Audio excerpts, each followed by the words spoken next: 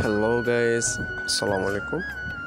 আজকে আমাদের গন্তব্য হলো সিলেট বিভাগের শ্রীমঙ্গল জেলায়।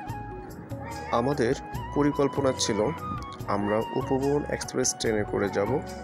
রাস্তার জ্যামের কারণে আমরা ট্রেনটি মিস করি, কিন্তু রাতে আর সিলেটের ট্রেন না থাকায় আমরা সিদ্ধান্ত নিলাম আমরা তুর্নে এক্সপ্রেস ট্রেনে করে ভৈরব যাব এবং ভৈরব থেকে বাসে করে শ্রীমঙ্গল যাব। রাত 1:20 আমরা ভৈরব স্টেশন পৌঁছালাম। সকালে শ্রীমঙ্গলের দুপাশের সৌন্দর্য দেখে সারা রাতের ক্লান্তিগুলা ভুলে গেলাম। শুরুতে শ্রীমঙ্গল সম্পর্কে কিছু জেনে নেওয়া যাক। শ্রীমঙ্গলকে চায়ের রাজধানী বলা হয়। শ্রীমঙ্গল উপজেলায় 43.34% জায়গা জুড়ে চা বাগান রয়েছে। এই অঞ্চলে রয়েছে পাহাড়, রেইন ফরেস্ট, হাওর আর সবুজ চা বাগান। এই জন্য এই স্থানে প্রতিদিনই দেশি বিদেশি পর্যটকের সমাগম থাকে। দেশের 163টি চা বাগানের মধ্যে শ্রীমঙ্গলে রয়েছে 40টি চা বাগান। শ্রীমঙ্গল লেবু, রাবার, আনারস চাষের জন্য খুবই বিখ্যাত একটি জায়গা। শ্রীমঙ্গল ও এর সংলগ্ন উল্লেখযোগ্য দর্শনীয় স্থানগুলো হলো লাউয়াছড়া জাতীয় উদ্যান, বৌদ্ধভূমি, চা বাগান, শ্রীমঙ্গল চা জাদুঘর, লালমাটির পাহাড়, রাবার বাগান, মাধবপুর লেক ইত্যাদি উল্লেখযোগ্য। রাস্তার দুপাশের সৌন্দর্য যে কারো মনকে আকৃষ্ট করবে।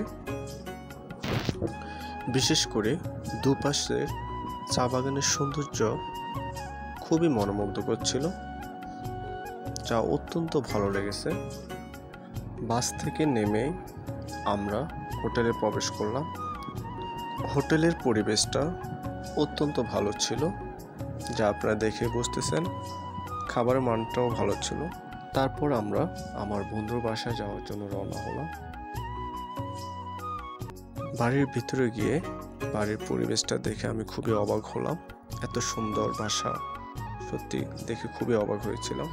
তারপর আমরা দীর্ঘক্ষণ এখানে ঘুম সেরে আবার দুপুরে খাবার জন্য পানসি রেস্টুরেন্টে আসি। পানসি রেস্টুরেন্ট শ্রীমঙ্গলের নামকরা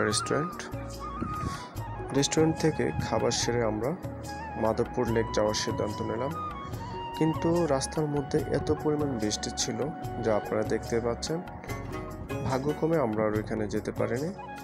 পরে আমরা সিদ্ধান্ত নিলাম ভানুগাছ যাব, যেখানে আমার একটা আত্মীয়র বাসাটা রাস্টিলে অবস্থিত। এক কথায় বলা যায় পাহাড়ের অনেক উপরে অবস্থিত। তারপরে সেখানে গিয়ে যা যা দেখলাম তা তো নিজের চোখে অবিশ্বাস করার মতো ছিল। পাহাড়ের এত উপরে লিচু চাষ করা হয় তা আগে কখনোই জানতাম না। মালিকের অনুমতি নিয়ে আমরা লিচু বাগানে প্রবেশের পর আমরা আমাদের মতো করে বাগানের ভিতরটা ঘুরতে থাকলাম এবং লিচু খাওয়ার পারমিশন ছিল, তাই প্রত্যেক গাছের একটা একটা করে লিচু টেস্ট করে দেখলাম।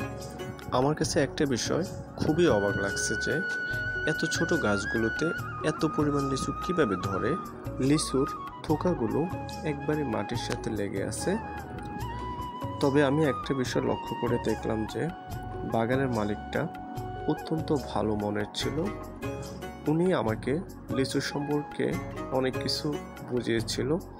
ওনাকে আমি প্রশ্ন করলাম যে এত পরিমাণ লিচু হওয়ার কারণ কী ছিল।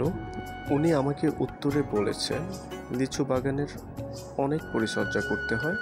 ওনার আচরণে মুগ্ধ হয়ে আমরা কিছু লিচু ক্রয় করার সিদ্ধান্ত নিই এবং নিজেদের মতো করে গাছ থেকে লিচু পাড়ি।